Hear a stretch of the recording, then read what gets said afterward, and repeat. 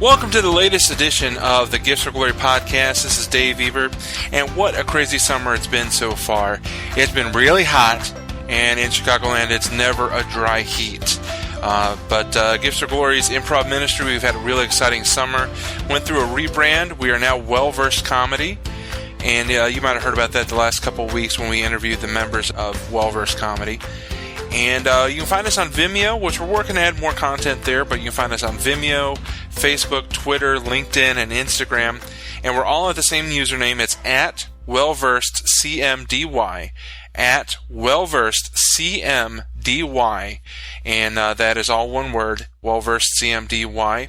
Also, at the time of this recording, we had just finished on Monday evening the first episode of His Line, which is a Christian comedy show. We've got stand-up each week, and then Well-Versed Comedy performs improv for the rest of the show. It's a really fun time, and we're really excited because we got to film the first episode Monday.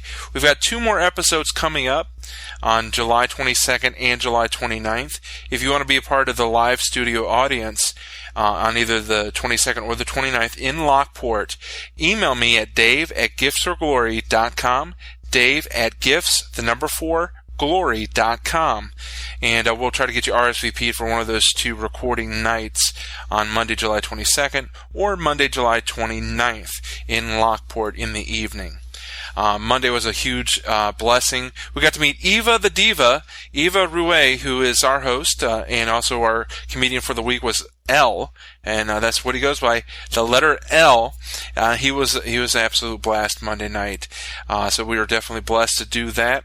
Now I want to ask you to do me a huge favor. I've been hitting on it a little bit here in this intro. Find us on your favorite social media platform, at WellVersedCMDY. That's at WellVersedCMDY. Give us a like, a follow, a share, and just let people know, hey, there's a great, clean comedy team in Chicagoland that's looking to entertain, whether it's for your party, your fundraiser, your church event, date night, youth lock-in, whatever you have coming up, whatever event that needs entertainment, we would love to be considered for that event coming up, because we do clean comedy, it's family friendly. We just want to bring the laughter and the fun to you. So be sure to give us a like and a follow and let people know that we are out here, because we want to come out to your event, bring the funny, and just have a lot of fun, because the world needs more laughter. We need more pure laughter, not the mean, vindictive, mocking humor you might see on Facebook and other social media all the time. But we want to do the clean stuff, the fun stuff. What Philippians 4:8 talks about, what is pure and holy and fun, all that. That's what we want to do with Well-Versed Comedy. Now let's get to our interview. For all its flaws, as I just brought up a moment ago, there's all sorts of flaws, hang-ups, faults, and issues with social media, but there are some great benefits. I was able to connect with our guest, Eric Nevins, through social media. We're both in the Facebook group Christian Podcasters Association. Eric is the host of a great podcast called Halfway There.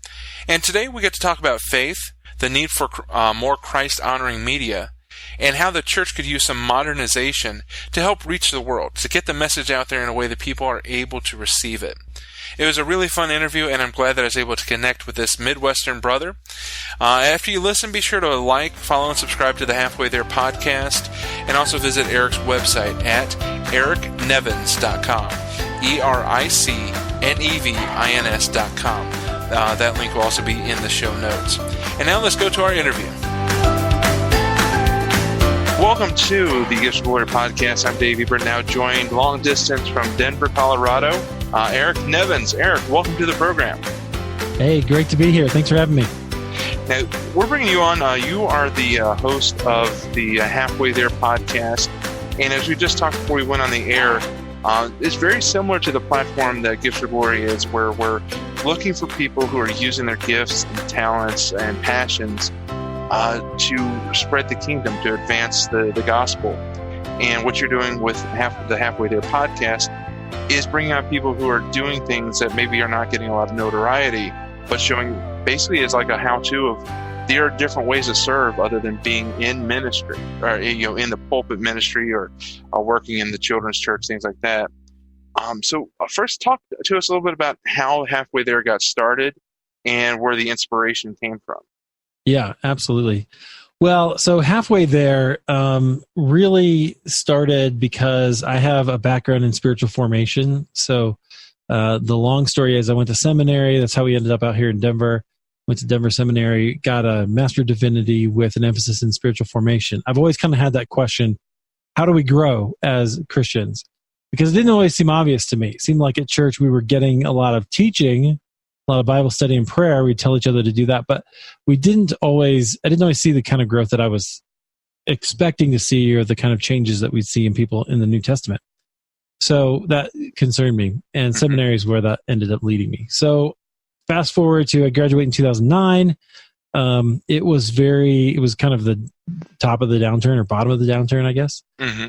And I didn't have a ton of experience, and so I didn't really have any kind of ministry opportunities. I probably could have gone somewhere to rural somewhere, which would have been fine, but our kids started to have relationships, and they were in school, and they were in good schools, and it just never was anything that I felt really especially called to, so that was worth moving our family for. Right. So I worked in banking for a long time, and was bored and angry for a while. But I discovered, I switched jobs to a job where when I was on the phones, I read blogs while I was waiting for phone calls. But I switched to a job where I had to actually work all day.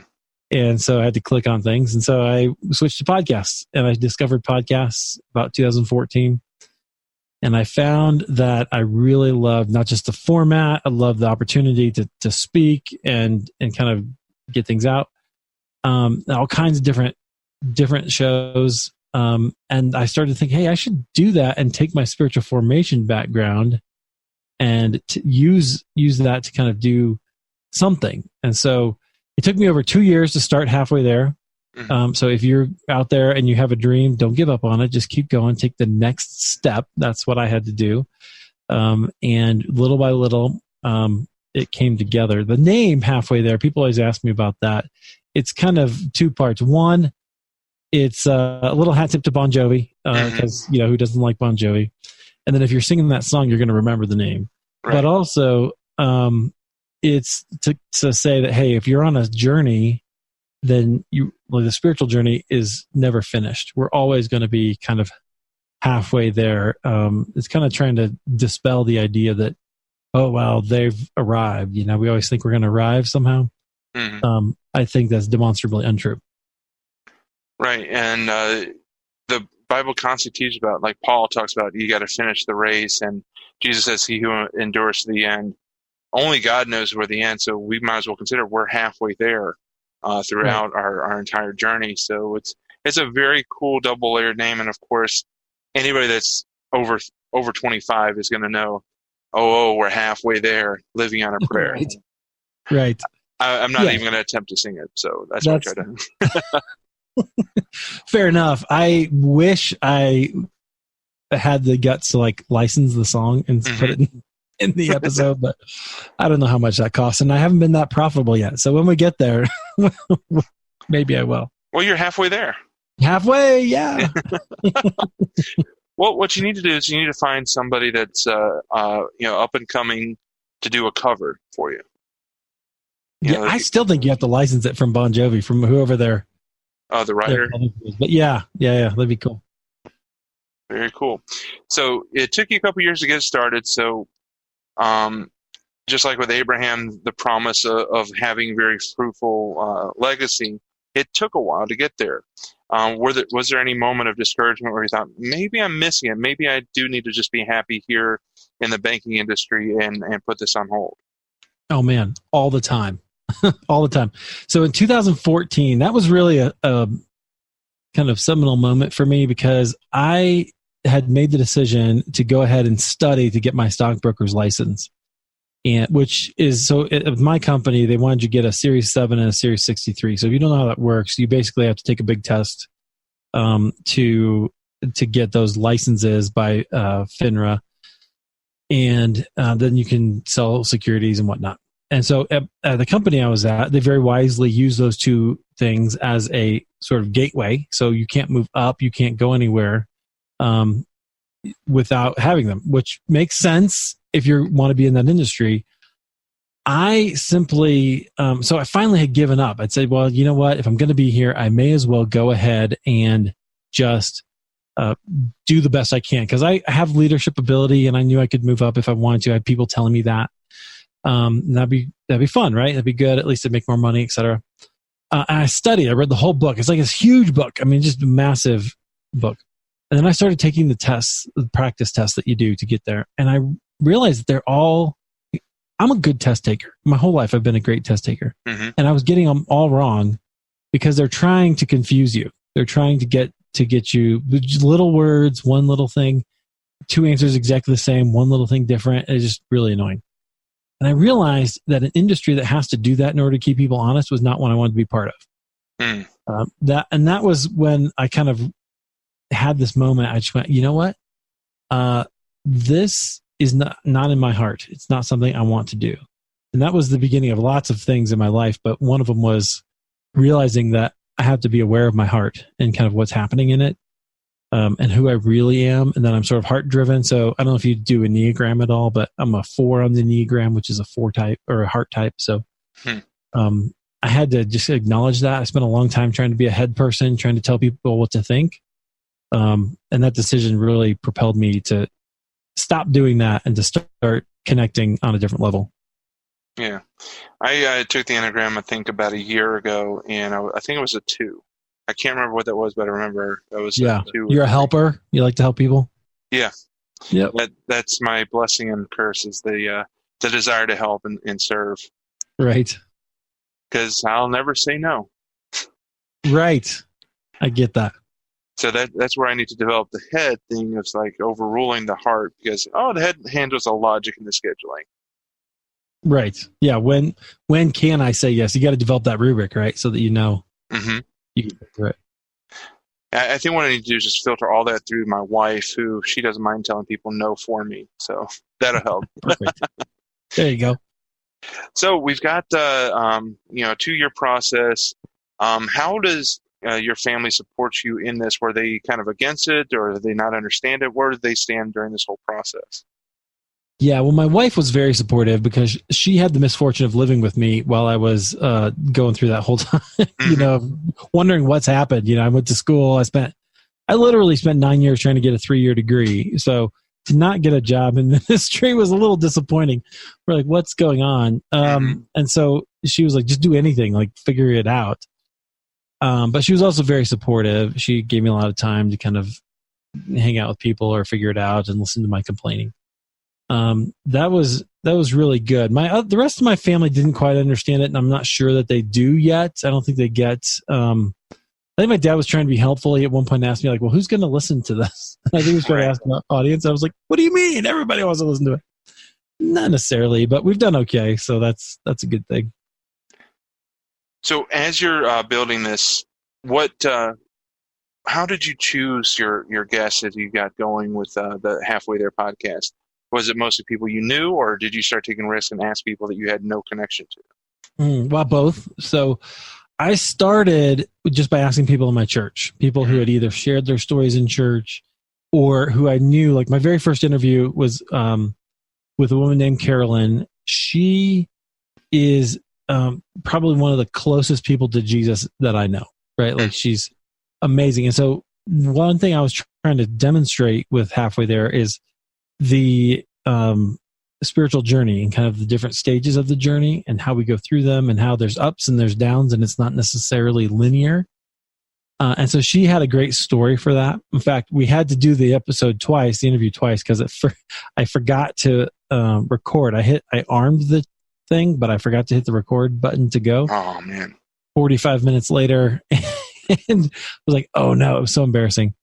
But the second time it was better, so that was good. I guess I got an extra practice run in and shoot my page.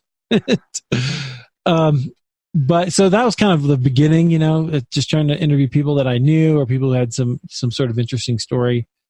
I remember the first time I reached out to somebody who I didn't really know. They were in a group, mutual group on Facebook, and they said, "Yeah, I finally accomplished my goal and published a book." And I said, "Oh, that looks interesting." His name is Richard Jacobson. He wrote a book called Unchurching, which is kind of an interesting take on the home church movement. But he so I reached out to him, and I'm thinking, oh man, he's never going to say yes.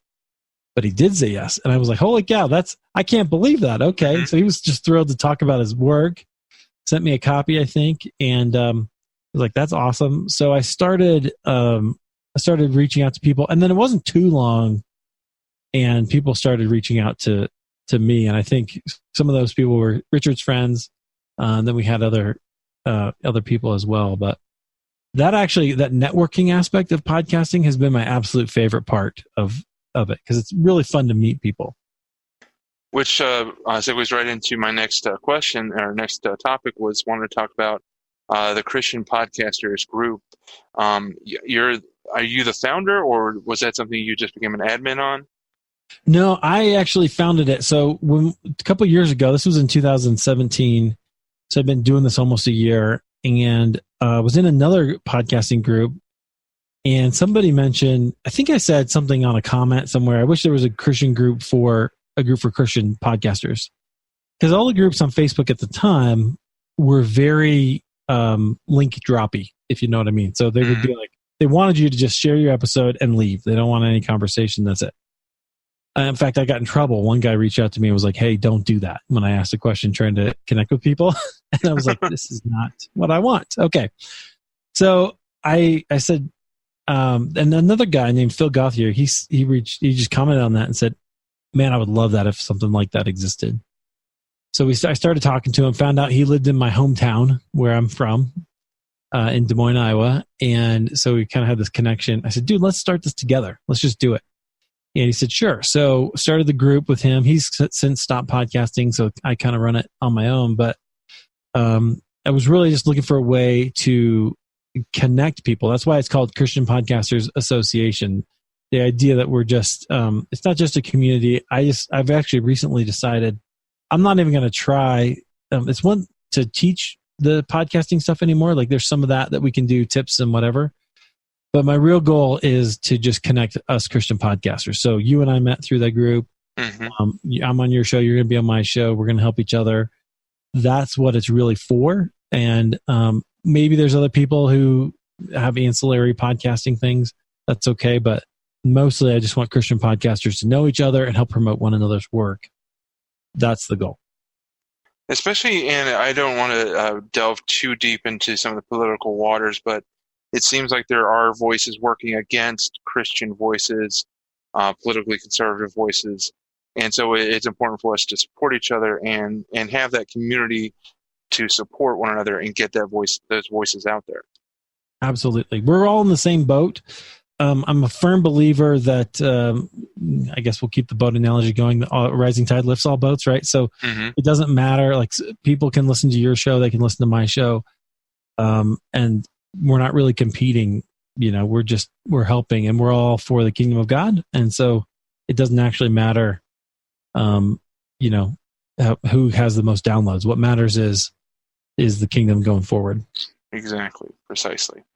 So let's go back a little bit and let's find out a little bit about Eric and your walk with the Lord, if you don't care. We'll talk about how did you come to your own relationship and your own decision with God? Yeah, seems like it's been an interesting journey in some ways, sort of vanilla in others. I really grew up in a Christian family. My family, like all my grandparents, are believers. So we grew up going to church. I was one of those kids who gave his life to Christ very, very young. Mm-hmm. And I remember even being very zealous in high school, wanting to share the gospel with people. That's how I met my wife. We were in a Bible study together in high school, sponsored by my uncle. Nice. Who was a teacher at my school. So that was, so that's kind of my story. I think where it really got to be personal for me though was in a season of really spiritual dryness and kind of hitting the wall, you might say, or a spiritual desert. When so after I went to school, my wife and I got married. We went to school in Chicago, and then I guess I started seminary, and this is right around 2002. a bunch of things happened. So my parents got divorced. My in-laws were kind of homeless or jumping around a little bit for a while. We had a daughter, and our relationship was a little, not great. I had a lot of maturing to do. And I figured out there's something else. There were a number of other things that were happening. And so all of that, I look back at it now and I go, well, no wonder there was a lot happening there. No wonder it was a hard time. But I didn't get that at the time. And so I ended up taking a break from seminary. It turned out to be 3 years and 2 kids. And that season, there was a time in there where I actually had to just surrender to God and go, you know what? Okay, whatever you want. Like, I'm sorry. I just repent and be, and just surrender to Him. So it was a hard season, but it was a good season. Yeah, and definitely we have all these outside things going on. Your parents' divorce and these things. So it's very hard to sometimes go through that and not come out, rejecting God. Like, God, I've never done anything wrong. Why is this stuff going on around me? Why is it here? And then, but like you said, that's where you find that spiritual strength of, is my foundation really on a rock or is it built on sand? Right. Yeah, the spiritual desert. So I know this now. I didn't know it at the time, but the spiritual desert or the wall is one of those times that God uses to take things out of us and to bring us to a place of knowing Him differently. That's good, but it's painful. And so anybody who tells you that you can come to Jesus and your life is going to be all good is lying to you. Like, that's not what happens. That's not how this should go. It's generally harder, and it may not always be harder. You'll have sweet times as well, but there are seasons like that. Mother Teresa once said that she only ever felt the presence of God for 1 month of her life. Can you imagine that? Mother Teresa, 1 month. That astounded me. And that's not very hope-giving for many of us that are very needy. Sometimes I feel like, I go a week without some affirmation from God. I'm like, what did I do wrong? Where'd you go? Have you given up on me already? Or, those kind of things. So, and it's very. Well, I hope it's encouraging because, I think it testifies some to her character to say, to keep going and doing the work that she did, while having that experience. But I think it's also the good news is that God actually is very compassionate and generous to us if we just keep seeking Him. He wants to have that relationship with us. That's the whole point. And so even if that's where you are, the good news is He will meet you in that. Exactly. And He's also very generous in giving what you need. So Mother Teresa said that she only felt it for that short period of time. That's all she needed. And that's not to, lift her up and exalt her, but that's just saying that she was strong enough in her faith and her following of Christ that God's like, you only need this because I trust you. You've got this. Do what I've called you to do. And, she's got her reward now. So that short time on earth means nothing now because she's in His presence.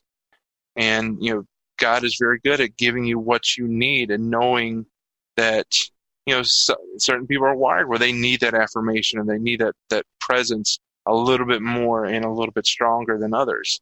So it's that thing where God works in mysterious ways because He knows the end from the beginning, and He knows each of us individually because He built us. So it's just really interesting to think that God knows us so intimately that He gives us what we need as we need it. Amen. I love that.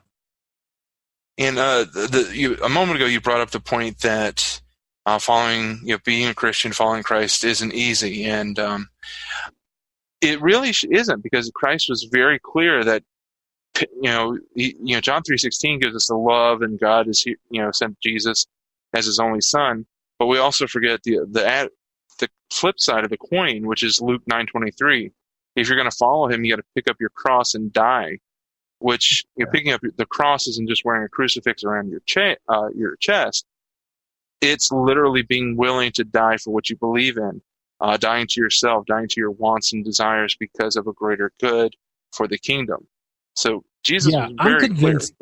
I'm convinced that what that means is that's a sort of dying to the false self. Have you ever run into that word, the false self, that phrase? I'm not familiar with it. It's a spiritual formation term. A lot of the spiritual formation saints or goobers, we can call them whatever we want, through the centuries have used it. And that process of losing your false self, of kind of giving up the masks that we want to present to the world and the ways that we want to appear in order to appear like we have it all together, like we really love God or whatever it is. All those kinds of things that we put on when we go to church on Sunday, all that kind of stuff. Taking those things out of us is the process. That's what the spiritual desert's for. That's what I think taking up our cross is. It's painful and it's hard, but it's also really good, because when you move into that season of, I call it finding yourself in Christ, where you stop maybe trying to be who you're supposed to be and start being who God made you to be. That's a big moment in your life. Super important. And I think ultimately is what God wants for us. He wants us not to be, I got to be careful how I say this. He wants us to not be just like Jesus was. He wants us to be like we are in him. That makes sense? Yeah, because we all have a different purpose than even what Jesus had in his 33 years on earth. And we're called to do even greater things than he did. Right. So we can't be exactly like Jesus, but we have in deed and activity and mindset, but in heart and devotion to the kingdom, that's where our likeness in Christ should come from. Right. Exactly. We'll get back to our interview with Eric Nevins, and you can find him and more about him at ericnevins.com, EricNevins.com, ericnevins.com. Also, be sure to look for his podcast, Halfway There, on your favorite podcasting platform. But first, I have to make sure to tell you about two huge comedy shows coming this summer to Crosspoint Church in Lockport, Illinois. First, on Friday, August 16th, join Matrimony. Matrimony is the team of my beautiful wife, Bobby, and me, as well as well-versed comedy for a night for the whole family. Come laugh with us. Tickets are just $15 per person through Eventbrite, and each ticket also includes a ticket to PureFest, which is our second and biggest event of the summer. PureFest takes place Friday to Saturday, September 27th to 28th, and that's also going to be at Crosspoint Church in Lockport. What is PureFest? It's Chicago's faith-based improv and sketch festival, as Christian performers and troops will come to Lockport from all over the nation. We have Austin and Leb Presents from Knoxville, Tennessee, Matrimony, well-versed comedy. Also have Alan Atwood from Morningstar Productions up in Milwaukee coming, with more teams to be announced. PureFest is for performers, so if you're a Christian performer or a part of a Christian theater team, we'd love to meet you and love to see if you can make it and perform at PureFest. Also, PureFest is also for families who are looking for a fun day of live theater. Get more information for both events on the events tab at www.gifts4glory.com. Gifts4glory.com. And also check out more about PureFest on Facebook. They're at PureFest Chicago. That's all one word, at PureFest Chicago. Now we'll be back with more of my interview with Eric Nevins, host of the Halfway There podcast, in just a moment. And thank you so much for checking out the Gifts for Glory podcast. It's our gifts for His glory.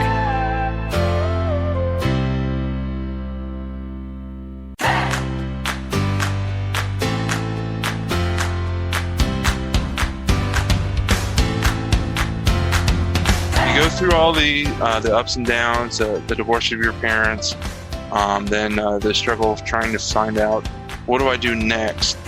And we did talk a little bit about it before, about getting into podcasting, but what else did you try? You tried the banking industry, tried different things, but nothing felt right. And uprooting an entire family, that you did the right thing. You relied on God and not a whim in choosing that. Walk us through that last little period from graduating, seeing all these different things, and then moving up to Denver and starting your new venture. Yeah. So I discovered blogging right around then. So it was 2009. I graduated. So right in there, I had discovered blogging. The internet was kind of beginning. Social media was starting right in there. The iPhone was coming out.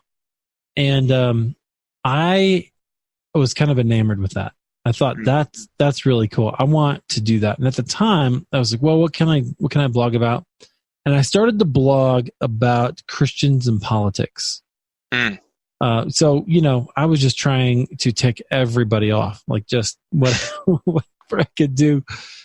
And it turned out that I didn't have that much to say about Christians and politics. It was I was pretty conservative. I'm still fairly conservative politically, but maybe for different reasons and a little more liberal in some other ways. But I just quickly found myself saying all the same things that I was reading everywhere else, and it not really doing too much good. But along the way, I discovered this really magical thing called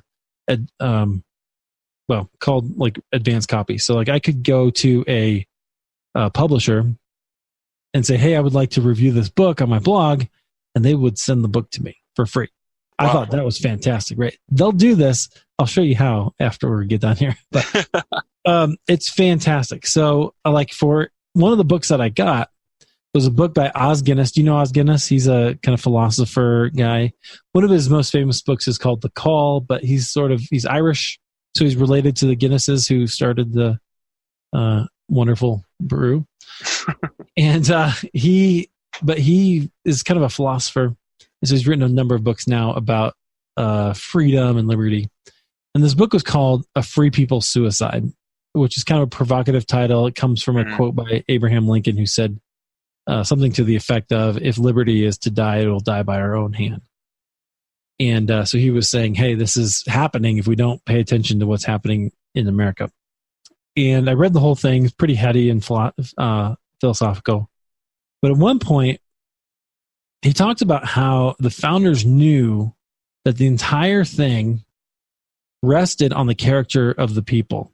Like the whole constitutional experiment of the United States depends on the character of the people of the United States and the people in government. Because the reality is, if somebody, say a president or whoever, wants to do something and nobody, say if Congress won't check them or the Supreme Court won't stop them or somebody in their cabinet won't say, hey, no, you can't do that, they can do whatever they want, right? The piece of paper isn't going to stand up and stop them.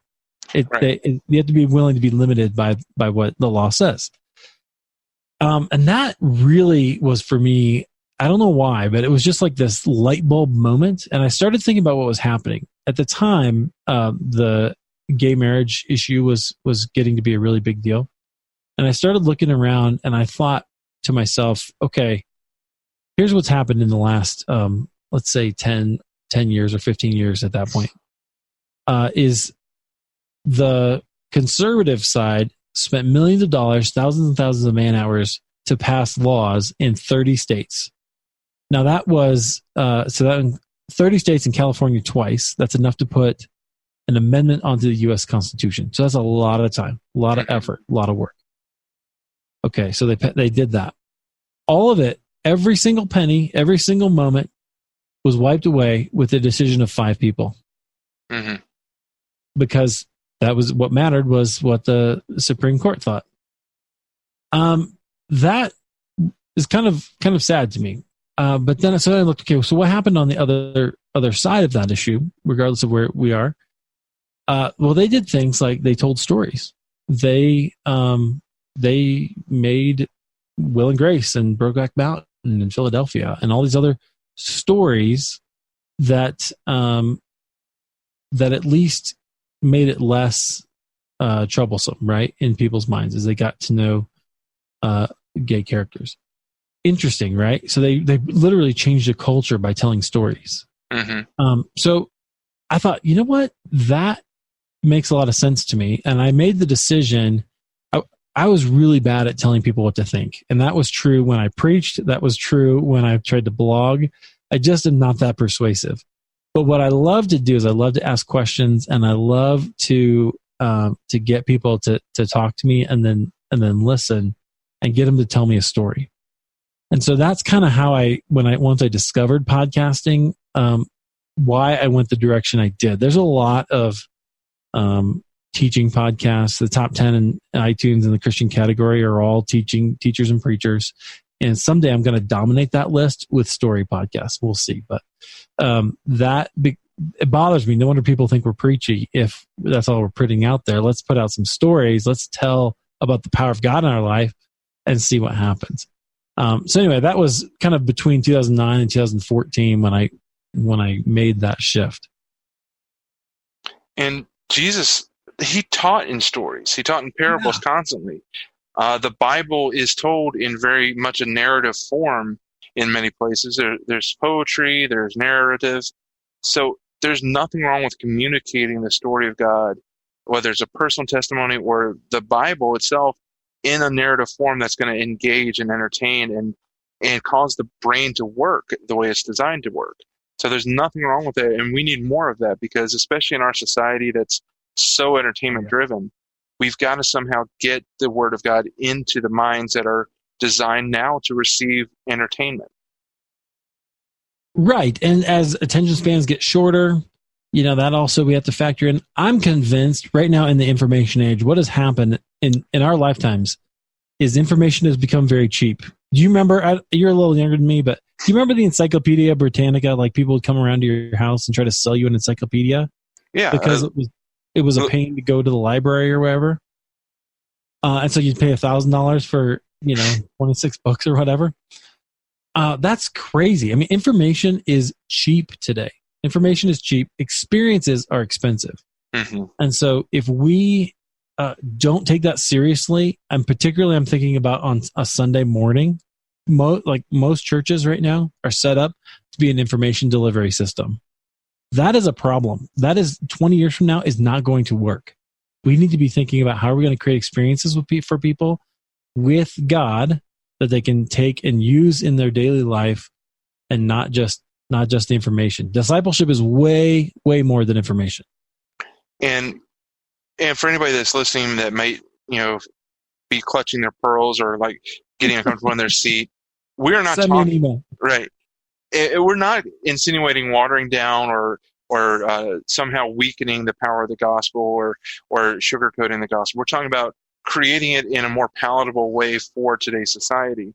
Because if you look at Paul's writings, Luke's writings, the disciples, when they wrote to their audience. They didn't write in the old Hebrew and force people to try to palate what was beyond their culture. They spoke to their audience, and that's what we as the church, the universal church, has to do, is speak to our audience in a way that they're going to receive it, because what good is it going to do if we're giving them a message that they don't understand or they can't receive? Right. Exactly.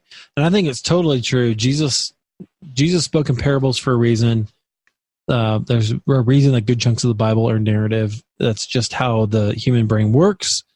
And we need to take that into account. And it's never been more true, which is funny. We sometimes think of old tribes, prehistoric tribes sitting around a campfire telling stories. What do you think your television is, man? Right. That's what that thing is. That's what it's doing. And so that's we just got to take advantage of it and take it seriously and do it well and practice, And you think about the disciples, they traveled with Jesus all over the countryside for 3 years. You had to imagine there were thousands of nights, or not thousands, but there were hundreds of nights where they would sit together around a campfire and telling stories about their lives, about the time that Peter caught a boatload of fish that he wasn't expecting, or this, that, and the other thing. And of course, there's the teaching that Jesus did, but there's also the relationship there. And I think that's one of the things that the growth of the megachurch is starting to hurt, is there's less of that discipleship you brought up. There's less of the relationship. So it's not only creating a palatable modern message using the truth of the gospel, but it's also discipling and building a relationship. I think those are just as important as the gospel, because when you combine it all, that's how you make the disciples as Jesus instructed. His instruction wasn't to go build churches, go and make disciples and baptize them. The original MLM multi-level marketing. You get your team together, they get their team, you get their team, and everyone's getting the same reward at the end. Right. Everyone's getting the Mary Kay pink Cadillac at the end. Yes, I know. I was always a little attracted to those, although not enough to actually do it. Right. Because I knew I couldn't make it. My wife does Mary Kay, and I keep hoping that she'll get the Cadillac so we can roll in style. But that takes a lot of work. Yeah, it does. It does. So, Eric, we're going to wrap up. And what I do at the end of every interview is what I call the interrogation. I give you 7 quick-fire questions. Some are kind of lighthearted. Some may be a little bit more challenging, but nothing to embarrass or harm. Just something to kind of have fun, kind of a last get-to-know-you thing as we wrap up. So the first question of the interrogation is, you're a Midwest guy, Des Moines, Chicago, now Denver. So Iowa doesn't have a team. So is it Bears or Broncos? Oh, Broncos. I've converted here. Although, really, I'm a baseball guy. Okay, so is it Rockies or Cubs? Cardinals, buddy. Cardinals. Wow, you went off the board. Okay. All right, which city has the best food? Des Moines, Chicago, or Denver?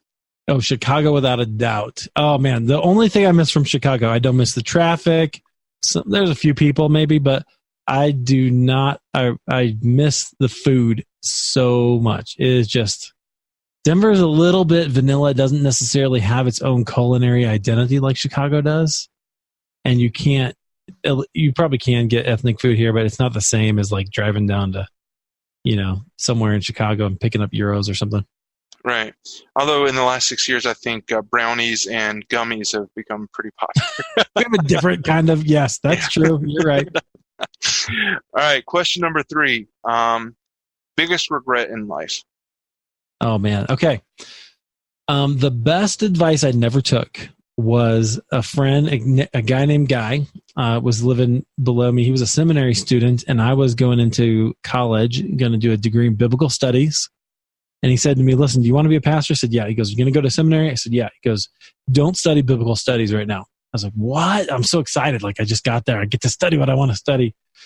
And he said, nope. He goes, study business or marketing. Those 2 things will help you.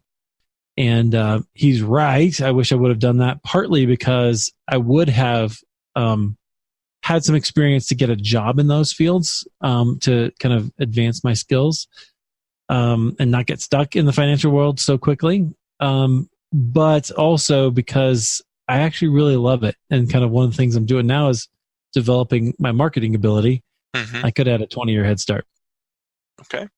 God is good, though. I want to say that. God is good. He's faithful. Maybe I'm where I need to be, and the training will turn out to be really valuable. But I kind of wish I'd have listened to him. Awesome. All right. Question number 4. So far, your favorite interview that you've done for your podcast? Oh, the favorite person that I've interviewed? Mm-hmm. Okay. That is a great question. There are so many, and they're all good in their own way. One of my favorite ones was I got to interview John Schlitt. Do you know who he is? No, I don't. You're too young? Okay. Do you remember Petra at all? I remember the name, yeah. Heard of Petra? Right. Heard of them. Christian rock band from okay, so 80s, Petra... 90s, right? What? Sorry, you kind of froze there for a second. Oh, sorry. I was saying Petra was a 80s and 90s rock band. Exactly. Rock band. Exactly. They were an 80s and 90s rock band. So, but I was into them. Like back in the day, I really loved Petra. And so I reached out, and last May, I got to interview and publish an interview with John Schlitt, their lead singer. And his story was amazing. He was from, I can't remember, Indiana or Illinois. Mm-hmm. And he, story is just, it's so cool. He got thrown out of a rock band, Head East, which is kind of regionally famous in the Midwest. And how do you get thrown out of a rock band for doing too much cocaine? Like a secular rock band. Like, that's a lot of cocaine, right? So it was just astounding. So he eventually finds Jesus. You can listen to the episode if you want. So if I had to choose one, that one was kind of my favorite because I just thought it was great. Episode number 100, I'm cheating here, but it was also great because it sort of summarized a lot. That was with Aaron Nyquist and his book that was, I think, really influential. Very nice. Okay. Going back to the serious, what's your biggest fear in life? So the weird thing about Enneagram 4s is that we want to be included but unique. And so my biggest fear for a long time has been like, I just don't want to waste my life. I don't want to just have lived and nobody have it not matter. Like, my family is great, but I need to make an impact on the world. Mm-hmm. And if I don't, I just don't. I don't know. That it bugs me. Gotcha. So the opposite of that would then be, what's your greatest accomplishment? Well, I think definitely having a family that is reasonably well adjusted and growing up is a huge accomplishment. That's sort of a cop-out answer, so I'll give you another one. But I really think the podcast is my favorite accomplishment. When I started it, I remember had 13 episodes, and I thought to myself, after I scheduled them all, so I had them all, like I launched with 3 and I had 10 weeks. And I thought to myself, you know what? If I died right now, I would be okay. I could go, okay, I've did something that people will benefit from going forward, even if I never make another one. And now we're going to publish episode 150 next week. And congratulations. Thank you. And so I feel like I've added something to the spiritual formation conversation. If you listen to it, your trust in God will grow. I know mine has. And I'm pretty proud of it. I think it's good. Awesome. And final question, what's your dream interview, living or dead? Who would you want to interview most? Oh, living or dead? That is Jesus a great is question. too easy. No, he is. Man,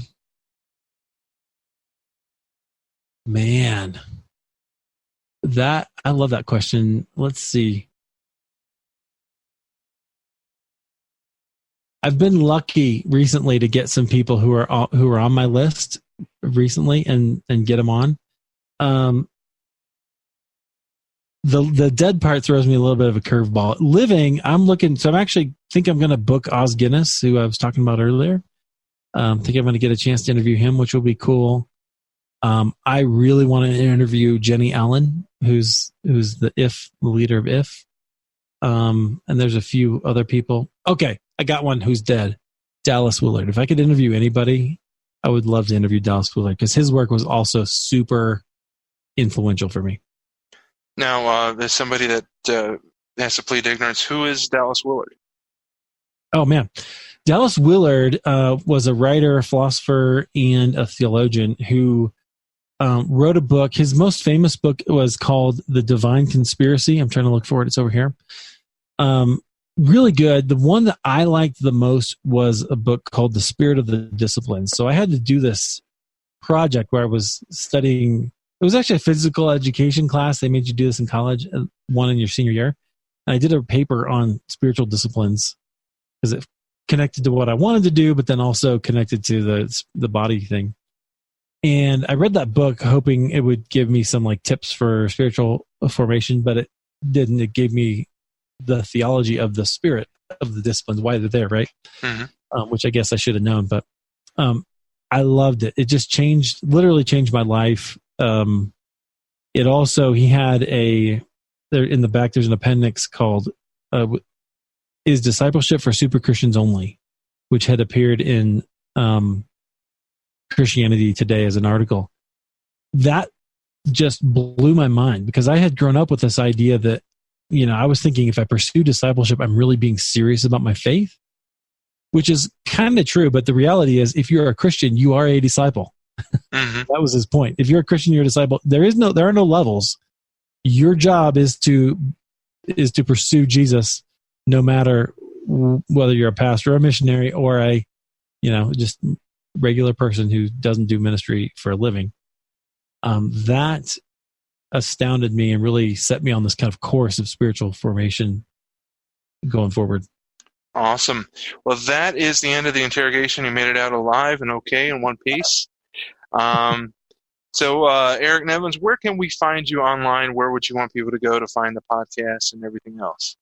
Yeah, the best way to find me is just to go to ericnevins.com. You can also go to halfwaytherepodcast.com, which is where the archives are. So you can look at, I create a custom picture for every single episode. You can look at those and see show notes. And then if you want to listen, give us a subscribe in iTunes or Spotify. We're kind of wherever podcasts are sold. Wait, is that a thing? They're not sold. Wherever they're given away. Well, some are sold. I think that some are monetized that way, but sounds good. I'll definitely have a lot of catching up to do because we just connected in the last few weeks. So a lot of podcasts to listen to. And I work a very boring job. No offense to my boss if he listens. So I get a lot of podcast listening time in during the day. So halfway there is definitely on the list. And Eric Nevins, thank you so much for coming on the Gifts of Glory podcast. I'll give you the final word. Hey, thanks, brother. I appreciate it. Friends, I hope that this was helpful. Wherever you are in your journey, just embrace that the Lord is with you. Well, that's it. Thank you so much to my brother, Eric Nevins. Find his links here in the show notes, and also look for the Halfway There podcast wherever you get your podcasts. And be sure to join us next week for more great conversations. And also be sure to look up previous episodes you may have already missed. I've got a lot of great conversations here on the Gifts of Glory podcast, with more on the way. Have a great rest of your day, and we'll talk to you soon on the Gifts of Glory podcast, where we celebrate and promote men and women of God using their gifts for His glory.